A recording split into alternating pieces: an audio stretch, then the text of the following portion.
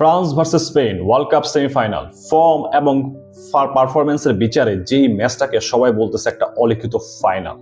এই অলিখিত ফাইনালে অ্যাকচুয়ালি কে এগিয়ে থাকবে? সবার প্রথমে আলোচনা করা যাক এই বিশ্বকাপের সবচেয়ে হাইপ টিম দেশমের ফ্রান্সকে নিয়ে। দেশমের ফ্রান্সকে সবচেয়ে বেশি হাইপ দেওয়া হচ্ছে তাদের অ্যাটাকিং ফায়ার পাওয়ারের জন্য এবং তাদের বেঞ্চ ডেপথের জন্য। তাদের ফ্রন্ট ফোরে যারা খেলতেছে কিলিয়ান এমবাপ্পে, ওসমান ডেমবেলে, ডুয়ে এবং মাইকেল ওলিসে, তারা যেই সুপার ফর্ম দেখাইছে পুরো বিশ্বকাপ জুড়ে এবং এই বিশ্বকাপের সবচেয়ে আলোচিত টিম কিন্তু ছিল এই ফ্রান্স। আর্জেন্টিনা সুইজারল্যান্ড ম্যাচের আগ পর্যন্ত এই ফিয়ারসাম ফ্রন্ট ফোর কিন্তু বিশ্বকাপে 16টা গোল করছে। যেই 16 গোল করে কিন্তু ফ্রান্স এখন পর্যন্ত ওয়ার্ল্ড কাপের হাইয়েস্ট গোল স্কোরিং টিম ছিল। এই ফ্রান্সেই কেন এত বেশি স্ট্রং? কারণ হইতেছে একটা টিমের ফরওয়ার্ড লাইনে যে প্লেয়াররা খেলে তারা হয় কেউ ফিনিশিং এ ভালো, হয় কেউ স্পিডে ভালো, কেউ ড্রিবলিং এ ভালো, কেউ প্লে মেকিং এ ভালো। বাট এই ফ্রান্সের ফ্রন্ট ফোরে যারা খেলতেছে তারা একই সাথে বেশ কয়েক দিক দিয়ে ভালো। কিলিয়ান এমবাপ্পে, ডেমবেলে বলি, তারা যেমন শুরু থেকে অনেক ভালো গতিসম্পন্ন প্লেয়ার এবং এই লাস্ট কয়েক বছরে তারা কিন্তু গোলের সামনে অনেক ম্যাচিউর একটা প্লেয়ার। তাদের ফিনিশিং অ্যাবিলিটি ভালো, তাদের ডিসিশন মেকিং ভালো এবং তাদের প্লে মেকিংও কিন্তু আগের থেকে বেটার হয়েছে। মেনশন করতে হয় পিএসজির ডেজেরে ডুয়ের কথা, যেই প্লেয়ারটা কিনে একই সাথে দুই উইংয়ে খেলতে পারে। সে বল পায় দারুণ স্কিলফুল, ভালো ড্রিবলার এবং বক্সের আশেপাশে যে কোনো জোন থেকে কিন্তু সে শুট করে গোলও করতে পারে। এবং স্পেশালি মেনশন করতে হয় বায়ার্ন মিউনিখের মাইকেল ওলিসের কথা, যেই মাইকেল ওলিসে একই সাথে ভালো প্লে মেকার, ভালো ড্রিবলার এবং ভালো ফিনিশারও, যদিও বা এখন পর্যন্ত বিশ্বকাপ কোনো গোল করে নাই। এই ফ্রান্স অপোনেন্ট বক্সের আশেপাশে বল পেলেই কিন্তু তারা যে কোনো ভাবে কিন্তু গোল আদায় করে নিচ্ছে, যে কারণে এই ফ্রান্সকে সবচেয়ে ডেডলি টিম হিসেবে ধরা হইতেছে এবং সবাই গবেষণা করতেছে যে এই ফ্রান্সের উইক পয়েন্টটা আসলে কোথায়।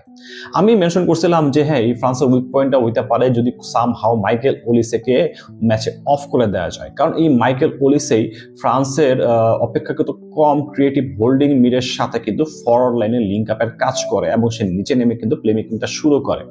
মরক্কো কিন্তু এই ওলিসেকে কিছুটা অফ করে রাখছিল এবং ওলিসের সাথে ফ্রান্সের বাকি ফরওয়ার্ডদের যে কানেকশনটা, এই কানেকশনটা অফ করে রাখায় ফ্রান্সের ফরওয়ার্ডটা কিন্তু প্রথম দিকে কিছুটা একটু স্ট্রাগল করতেছিল, বাট তারপরও কিন্তু কাজ হয় নাই।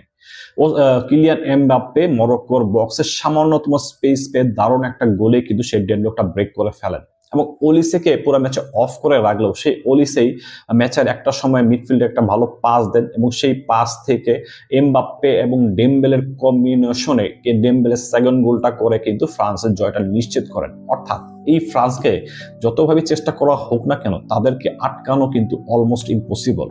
তাদেরকে যদি বল পায়ে স্পেস দেওয়া হয়, লো ব্লকে ডিফেন্স করা হয়, তাহলে দেখা যাবে যে তাদের হোল্ডিং মিডের যে ক্রিয়েটিভিটির অভাবটা ছিল, সেই ক্রিয়েটিভিটির অভাবটা চোখে ধরা পড়তেছে না, বরং ফ্রান্সের ফরওয়ার্ডরা অপোনেন্ট বক্সের আশেপাশেই বল পাচ্ছে এবং সেখান থেকে তাদের ইন্ডিভিজুয়াল ব্রিলিয়েন্স কাজে লাগে গোল আদায় করে নিচ্ছে।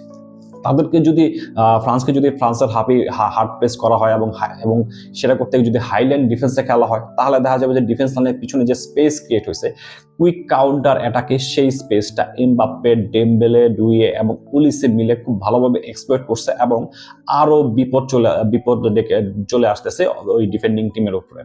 তো এই ফ্রান্সকে আসলে কিভাবে আটকানো সম্ভব? স্পেন কি পারবে এই ফ্রান্সকে আটকাইতে? স্পেনের খেলার স্টাইলটা কিরকম?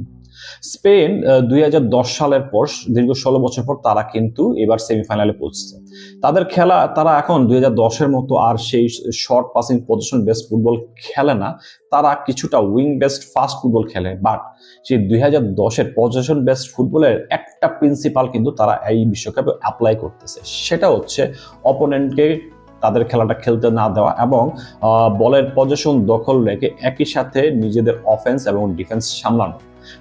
স্পেন নট অনলি পজিশন দখল রেখে বলের পজিশন রেখে তারা নিজেরা বেশি অ্যাটাক করে, তারা কিন্তু অ্যাট দ্য সেম টাইম বলের পজিশন ধরে রেখে ডিফেন্সটাও ঠিক রাখে এবং এই কাজটা তারা করে তাদের of the ball hard pressing এবং কাউন্টার প্রেসিং এর মাধ্যমে। তাদের টিম অর্গানাইজেশনটা এরকম যে স্পেন অফ দ্য বলে অপোনেন্টকে খুব বেশিক্ষণ বল পায়ে রাখতে দেয় না এবং স্পেন যদি বল লুজও করে কুইক কাউন্টার প্রেসের মাধ্যমে তারা কিন্তু সহজে বলটা উইন করে নেয়। কিন্তু এরকম একটা ট্যাকটিক্সে খেলার টিমের কিন্তু গোল সংখ্যা আরো অনেক বেশি হওয়ার কথা ছিল, বাট সেটা কিন্তু হয় নাই। কারণ হইতেছে স্পেন ডিফেন্স এবং মিডফিল্ডে দারুণ পারফরমেন্স করলেও ফরওয়ার্ড লাইনে গিয়ে কিন্তু তারা এক্সপেক্টেড লেভেল অনুযায়ী গোল আদায় করতে পারেনি, সেভাবে চান্স ক্রিয়েট করতে পারেনি। অর্থাৎ ফ্রান্স যেরকমটা গোলের সামনে লিথাল, এরকম লিথালটা কিন্তু স্পেন হইতে পারে নাই। এখন কথা হচ্ছে স্পেন এবং ফ্রান্স যদি মুখোমুখি হয় তাহলে সিচুয়েশনটা কেমন হতে যাচ্ছে। স্পেনের নেচারটা হচ্ছে তারা যে অপোনেন্টের সাথে খেলুক না কেন তারা বলের পজিশনটা নিজেদের কাছেই রাখবে। অপরদিকে দিদিয়ে দেশমের কিন্তু বলের পজিশনের প্রতি কোনো ঝোঁক নাই, সে বরঞ্চ বিগ ম্যাচে তার স্বভাব সুলভ সলিড ডিফেন্সের পাশাপাশি কুইক কাউন্টার অ্যাটাকে ফোকাস করবে। সো স্পেন এবং ফ্রান্স ম্যাচের রেজাল্টের থেকেও সবচেয়ে নির্ভুলভাবে যে প্রেডিকশনটা দেওয়া যায় সেটা হচ্ছে এই ম্যাচে বলের দখল স্পেনেরই থাকবে। এবং নট অনলি বলের দখল, স্পেনের খেলাটার অন্যতম প্রিন্সিপাল হচ্ছে তারা অপোনেন্ট টিমের মিডফিল্ডকেও ডোমিনেট করবে। অর্থাৎ ফ্রান্সের হোল্ডিং মিডে র্যাবিওট, শুয়ামিনি কিংবা কোনের মধ্যে যে ক্রিয়েটিভিটির অভাবটা আছে সেটা কিন্তু স্পেন খুব ভালোভাবেই কাজে লাগাবে। এবং দেখা যাবে যে ম্যাক্সিমাম টাইমে ঠিক এই হোল্ডিং মিডের ক্রিয়েটিভিটির অভাবের কারণে স্পেনের কাছে বল বেশি বেশি সময় থাকতেছে। এখন কথা হইতেছে কি স্পেন তাদের এই পজিশনেরটা ঠিকভাবে কাজে লাগাইতে পারবে কিনা, কিংবা ফ্রান্স যে আউট অফ পজিশনে থাকবে তারা যখন বলটা উইন করবে কুইক কাউন্টারে তারা কতটুকু কাজে লাগাইতে পারবে। এখন স্পেন নিয়ে আমি কি বললাম যে স্পেন ডিফেন্সে অনেক রক সলিড ছিল, তারা মিডফিল্ডেও সুপিরিয়র, বাট ফ্রন্টে তারা বেশ কয়েকটা গোল করলেও যতটুকু অ্যাটাকিং হওয়ার কথা, যতটুকু লিথাল হওয়ার কথা ততটুকু লিথাল কিন্তু না। স্পেনের লামিন ইয়ামালকে আমরা বার্সেলোনা যেমনটা দেখি সেটা কিন্তু সেরকম আমরা দেখতেছি না, যদিও বা সে অনেকের থেকে ভালো খেলছে। স্পেনের গোল স্কোরিং অপশন হচ্ছে ওয়েরজাবাল এবং ফেরান তোরেস, দুইজনই কিন্তু গোল বক্সের সামনে কিন্তু তেমন লিথাল না। স্পেনের হয়ে লাস্ট দুই ম্যাচে সেভিয়ার ছিল কিন্তু আর্সেনালের মিকেল মেরিনো। মিকেল মেরিনো কিন্তু কোনো জেনুইন সেন্টার ফরওয়ার্ড স্ট্রাইকার না, সে একজন বক্স টু বক্স মিডফিল্ডার যে কিনা শ্যাডো স্ট্রাইকারের মতো বক্সে ঢুকে কিন্তু একটা ফিনিশ দিয়ে আসে, যে কিনা হয়তো হুটহাট করে গোল করে বসে, কিন্তু প্রতি ম্যাচে যে গোল করবে এরকম কোনো কিন্তু প্লেয়ার না। হইতে পারে যে এই ডেলাফুয়েন্তে নিকো উইলিয়ামসের জন্য ওয়েট করতেছে, যে নিকো উইলিয়ামস যদি তার ফর্ম এবং ফিটনেসে ব্যাক করে তাহলে হয়তো স্পেনের খেলাটা একটু বেটার হবে, একটু ডেভেলপ করবে। বাট নিকো উইলিয়ামসের ফর্ম ফিটনেস এই ফ্রান্সের সাথে ব্যাক করবে কিনা সেটা কিন্তু নিশ্চিতভাবে বলা যাচ্ছে না। তাহলে স্পেন যখন যদি এই ফ্রান্সের ডেডলকটা সহজে ব্রেক করতে না পারে তাহলে ফ্রান্স কি করবে? ফ্রান্স যেটা বললাম, ফ্রান্সের পজিশন থাকলেও ভালো, ফ্রান্সের কিন্তু পজিশন না থাকলে আরো ভালো। কারণ হচ্ছে তার যদি পজিশন না থাকে তাহলে ফ্রান্স কুইক কাউন্টার অ্যাটাকে ওঠার সুযোগ পাবে। In that case ডেমবেলে, Mbappe, Olise এবং ডুয়েরা কিন্তু আরো অনেক বেশি স্পেস পাবে কাউন্টার অ্যাটাক, এবং তাদের যে গতিটা সেই গতিটা কাজে লাগানোর সুযোগ পাবে। এবং যেহেতু তাদের মধ্যে কম্বিনেশন অনেক ভালো, পাসিং এবং আন্ডারস্ট্যান্ডিং ভালো, তারা এইবার গতবারগুলোর তুলনায় কিন্তু অনেক বেশি কাউন্টারে ডেডলি হবে। সো এই হিসাবে বলা যায় যে স্পেন পজিশনটা কাজে লাগাতে না পারলেও ফ্রান্স যখনই পজিশনটা উইন ব্যাক করবে তখন কিন্তু তারা সেটা কাজে লাগা পারবে স্পেনের থেকে অনেক বেশি ভাবে।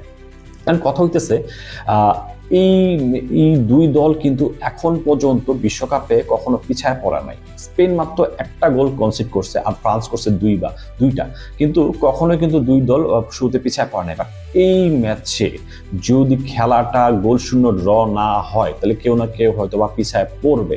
এখানে খুব দেখার বেশ ব্যাপার আছে যে গোল খাওয়ার পরে কে কেমন রিয়াকশন দেয়। কারণ গোল খাওয়ার পরে একটা টিমকে অবশ্যই আগের থেকে বেশি অ্যাটাকিং হইতে হবে, বেশি হার্ড প্রেসিং করতে হবে, ডিফেন্স লাইনকে উপরে নিয়ে আসতে হবে, এবং তখন কিন্তু ডিফেন্স লাইনে এবং বিটুইন দ্য লাইনে অনেক স্পেস ক্রিয়েট হবে। এই স্পেস ক্রিয়েটের কারণে কিন্তু অপোনেন্ট টিম আরো বেশি কাউন্টার অ্যাটাক করার সুযোগ পাবে।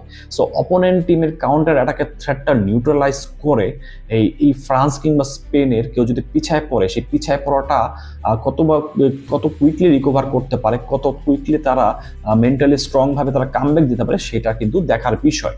অনেকে 2024 ইউরো সেমিফাইনাল কিংবা 2025 ন্যাশনস লিগের সেমিফাইনালের রেফারেন্স টানতে পারে, বাট 2025 ন্যাশনস লিগের সেমিফাইনাল ফ্রান্সের যে লাইন আপটা ছিল ওইটা হয়তো বা এইবারের লাইন আপের সাথে অলমোস্ট সেম, বাট 25 তুলনায় 26 কিন্তু এই প্লেয়ারদের আন্ডারস্ট্যান্ডিং এবং কম্বিনেশন কিন্তু অনেক বেটার। এবং 25 ওই ন্যাশনস লিগের সেমিফাইনালটা যদি দেখি 20 মিনিট পর্যন্ত কোনো টিম গোল করা নেই এবং দুই দলে কিন্তু সমান তালে খেলতেছিল। কিন্তু স্পেন গোল করে আগানোর পরে কিন্তু খেলার দখলটা পুরোপুরি স্পেনের দিকে চলে যায় এবং স্পেন একটা সময় 5-1 লিডে চলে যায়। যদিও বা শেষ দিকে এসে ফ্রান্স স্কোর লাইনটা 5-4 করে দেয়। এখানে তাই যেটা বললাম আমি শুরুতে, যে কে গোল খেয়ে আগে গোল করবে এবং কে গোল খেয়ে পিছিয়ে যাবে এটা কিন্তু ম্যাটার করবে। যে গোল খেয়ে পিছিয়ে যাবে তার কামব্যাক দেওয়ার মেন্টালিটিটা কতটুকু স্ট্রং সেটার উপরে ডিপেন্ড করবে কিন্তু এই স্পেন এবং ফ্রান্স ম্যাচের রেজাল্ট। তো স্পেন এবং ফ্রান্স ম্যাচে নিয়ে আপনার প্রেডিকশন কি? কমেন্টে অবশ্যই জানাবেন আপনার মতামত।